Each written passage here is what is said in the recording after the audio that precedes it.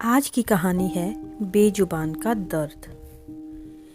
मेरा नाम नीलेश राज द्विवेदी है और मैं चंदिया का रहने वाला हूँ। मुझे मुंबई में एक कंपनी में जॉब मिली है और मैं यहाँ अकेला रहता हूँ। ऐसे ही एक सुबह मैंने उठकर ब्रश की और चाय पीने अपने रूम से बाहर आ गया। संडे का दिन था, इसीलिए ऑफिस भी नहीं जाना था। मेरे रूम से थोड़ी ही दूर एक चाय की टपरी थी और अक्सर मैं वहीं चाय पीने जाया करता था। सर्दियों का मौसम था और हल्की हल्की धूप निकली हुई थी। मैं वहीं बेंच पर बैठा चाय की चुस्कियां ले रहा था और चाय पीते हुए मैंने देखा कि एक फीमेल डॉग और उसका पप्पी एक दूसरे के साथ खेल रहे थे और उन दोनों का लाड़ दुलार देखने से ही मेरा मन लगा हुआ था। उस पप्पी की शरारतें मुझे बहुत प्यारी लग रही थी। कभी वह पप्पी दौड़कर चाय की टपरी के पास आता और फिर तुरंत पलटकर अपनी माँ के पास चला जाता।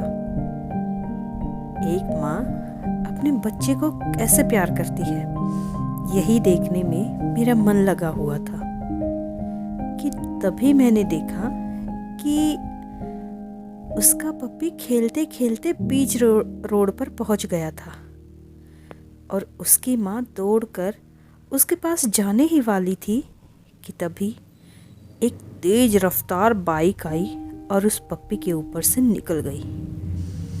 खून से लथपथ वह छोटा सा पप्पी दर्द से चीखने लगता है। उसकी माँ तुरंत उसके पास जाती है। एक छोटा सा बच्चा रोड पर दर्द से तड़प रहा था और एक लाचार माँ किसी सहारे की उम्मीद से यहाँ वहाँ देख रही थी।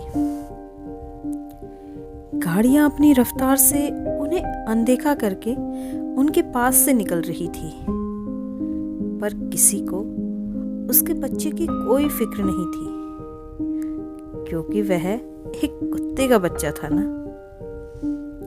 हाँ, रुक जाती गाड़ियाँ, बन जाती वीडियो, आ जाती एम्बुलेंस, अगर वह बच्चा एक इंसान का बच्चा होता तो। लेकिन वह बच्चा तो एक जानवर का बच्चा था ना। लोगों को घिन आ रही थी उनसे। सब अपनी रफ्तार से वहां से निकल रहे थे और मुझे ऐसा फील हो रहा था कि जैसे उसकी माँ बोल रही हो, अरे नहीं बना सकते हम दीवारें, नहीं होता हमारा कोई घर। हाँ, माना हम सड़कों पर रहते हैं तो क्या ऐसे ही कुचल कर निकल जाओगे? मुझे ऐसा फील हुआ जैसे वो इस उम्मीद में थी कि कोई तो आएगा हमारी मदद करने, पर हम इंसानों के कानों में इतनी ताकत कहाँ कि बेजुबान जानवर की आवाज़ सुन पाए, उनके दर्द को समझ पाए, उस दर्द को महसूस कर पाए। उस बेचारी माँ का दर्द और अकेलापन मैं फील कर चुका था। मैंने उसके बच्चे को उठाया तो वह फीमेल डॉग मेरे पीछे पीछे आने लगी और मैं उस पप्पी को लेकर अस्पताल की ओर चलने लगा तो उसकी माँ भी मेरे पीछे पीछे आ रही थी। जैसे ही मैं अस्पताल पहुंचा तो डॉक्टर ने मुझसे पूछा, अरे इसको क्या हुआ और इसकी ऐसी हालत कैसे हो गई? इसे जल्दी अंदर लेकर चलो। और मैं उस वक्त कुछ नहीं बोल पाया, पर उसकी माँ अपनी आवाज में अपने बच्चे के दर्द को बयान करने की कोशिश कर रही थी। जब मैंने अंदर जाकर उसको टेबल पर रखा तो डॉक्टर उसको चेक करते हुए मेरी तरफ एक नाउमीदी भरी नजरों से देखते हुए बोली, सॉरी, ही इज नो मोर। और जब मैं उसे लेकर बाहर आया तो उस पप्पी की माँ लाड़ से मेरी तरफ आई और ऊपर मुंह करके मेरी तरफ उम्मीद से देखने लगी, मानो मुझे कह रही हो, एक बार मुझे मेरा बच्चा दिखा दो, अब कैसा है वो। और जब मैंने उस पप्पी के मृत शरीर को लाकर उसकी माँ के सामने रखा तो उसकी माँ ने उसे चाट कर अपने मुंह से उठाने की ही एक नाकाम कोशिश की। फिर मेरी तरफ एक उम्मीद भरी नजर से देखने लगी, जैसे मुझसे सवाल कर रही हो कि ये बोल क्यों नहीं रहा, हिल क्यों नहीं रहा।